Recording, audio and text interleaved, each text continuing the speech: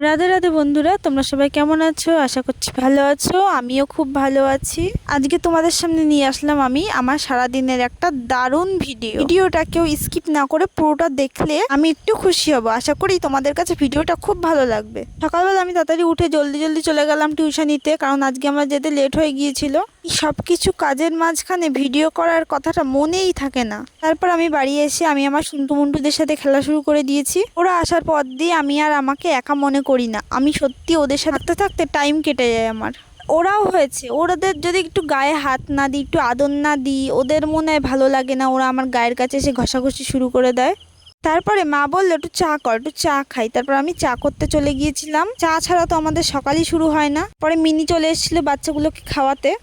আমি চা খেয়ে নিচ্ছিলাম, তারপরে বাইরের দিক তাকিয়ে দেখছি বাইরে রোদ উঠেছে, আবার হালকা হালকা করে বৃষ্টি পড়ছে। মানে ওয়েদারটা কীরকম জানি হয়ে রয়েছে বাইরের। এই সময় একটু বৃষ্টির খুবই প্রয়োজন, কিন্তু এই সময় আর বৃষ্টি হচ্ছে না। এই কয়দিন হয়েছে এত পরিমাণে গরম পড়েছে কি আর বলবো।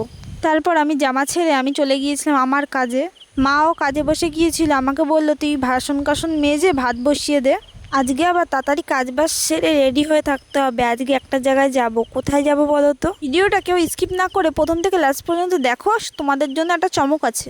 আমি আর মা একটা জায়গায় গিয়েছিলাম, সেটা তোমাদের দেখাবো। হাতের কাজটা তাড়াতাড়ি সেরে নি। আবার মাঠের থেকে ডেকেছে। মাঠের থেকে দাদু দিদারা বলেছে যে তাড়াতাড়ি চলে আয়, আমরা পাট শাক নিরাচ্ছি, কটা পাট শাক নিয়ে যা তোরা। আচ্ছা, আমার ভিডিওটা তোমরা কোথা দিয়ে দেখছো একটু কমেন্ট করে দিও। আজকে অনেক দিন পরে একটা ভিডিও ছাড়ছি, কারণ আমার শরীরটা সত্যিই খুব খারাপ ছিল, তাই আমি ভিডিও ছাড়তে পারিনি। এমনকি কোনো দাদা দিদির লাইভেও যেতে পারিনি। তার জন্য তোমাদের সবার কাছে আমি ক্ষমা চেয়ে নিচ্ছি।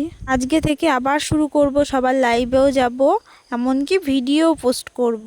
তারপর আমি হাঁড়িতে জল দিয়ে চাল দিয়ে দিয়েছিলাম, আর ওদিকে মটর সেদ্ধ হতে দিয়েছিলাম। কিছুক্ষণ পর দেখছি ভাত হয়ে গিয়েছে। মা ওদিকে ভাত বেড়েছে, আমাকে বলছিল খেয়ে নিতে। আমি এসে ভাতটা খেয়ে নিয়েছি। তারপরে শুনি আমার দিদার শরীরটা খুবই খারাপ। দিদা বলছে আমার ছাগলগুলোকে একটু বার করে একটু মাঠে বেঁধে দে।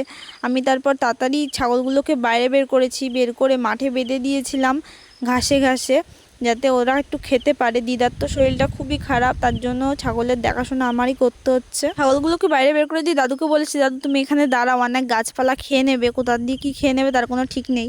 পরে দেখি আমার মামা এসে পুকুর পাড়ে মাছ ধরতে। ওরে কত বড় বড় কত সুন্দর সুন্দর মাছ ধরেছে দেখো, ল্যাঠা মাছ, শোল মাছ, ওদিকে আবার কই মাছ, মন কি খলসি মাছও ধরেছে। এইসব মাছ আমি আবার খাই না, আমার মা দিদা মামারা খায়। বাজারে এইসব মাছের দাম অনেক।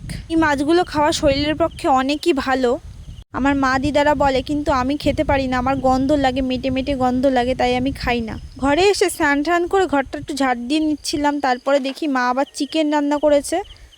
চিকেনটা কি সুন্দর হয়েছে। মার হাতের চিকেন মানে খুব টেস্টি আর খুবই ভালো। খাওয়া দাওয়া করে মা আর আমি মাঠে চলে গিয়েছি। তোমার তো বলেছি দাদু আর দিদারা আমাদের পাট শাক তুলতে ডেকেছিল, তাই দিদারা ওদিকে পাট শাক তুলছে আর আমরা ছাওয়ায় দাঁড়িয়েছিলাম। তারপর ওইদিকে ডাক দিল, আমরা হাগিয়ে হাগিয়ে যাচ্ছিলাম। কি সুন্দর দেখো, ওইদিকে আবার ইটভাটাও দেখা যাচ্ছে। দিদারা বললো তোরা ছাওয়ায় দাঁড়া, আমরা পাট শাকগুলো তুলে তোদেরকে ডাকছি। তা ওরা খানিকক্ষণ পরে ডাকলো, মা গেল ওদের কাছে সংগ্রহ করতে পাট শাকগুলো। মানে ওরা তুলছে না, ওরা গাছপালাগুলো নিড়াচ্ছে, যাতে যেগুলো ঘাসগুলো আছে সেগুলো তো তুলে ফেললে পাট শাকগুলো আরও সুন্দর হবে, আর মাঝখান দিয়ে তুলে ফেললে আরও ভালো শাক হবে। তারপরে দেখো মাকে কতগুলো দিয়েছে। এতগুলো তো আমরা খেতে পারবো না, তাই মা মাসিদের জন্যও নিয়ে গিয়েছিল। আমরা দিদা মাসি সবাই মিলে খেয়েছিলাম। তারপর আমাদের এখানে সারা রাত ধরে ভেড়িতে মাটি কাটে। তা আমরা ভাবে কিসের এত মাটি কাটে, গিয়ে দেখি তো তোমার মা আর আমি গিয়ে দেখি, ওরে বাবা কত গভীর করে মাটি কেটেছে ওরা। পুকুরে স্নান করতে আমি একটু ভয়ই পাই। দেখো এখানে আমাদের গাছের কলার গাছের অবস্থাটা। পরে দিদা আর আমি পাট শাক বেছে নিচ্ছিলাম। দেখো এটা হচ্ছে আমার দিদা। বিকালবেলা ঘোরাটোরা হয়ে গিয়েছে, তারপরে চলে গিয়েছিলাম এই সেই মুহূর্তটা। দেখো আমরা দেব দেখতে গিয়েছিলাম, আমাদের অশোকনগরে দেব এসছিল।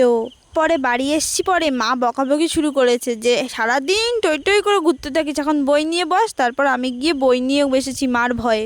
সন্ধ্যাবেলায় আমাদের এখানে অবস্থাটা দেখো কি পরিমাণে মেঘ করেছে, ভয় লাগছে এই দৃশ্যটা দেখে।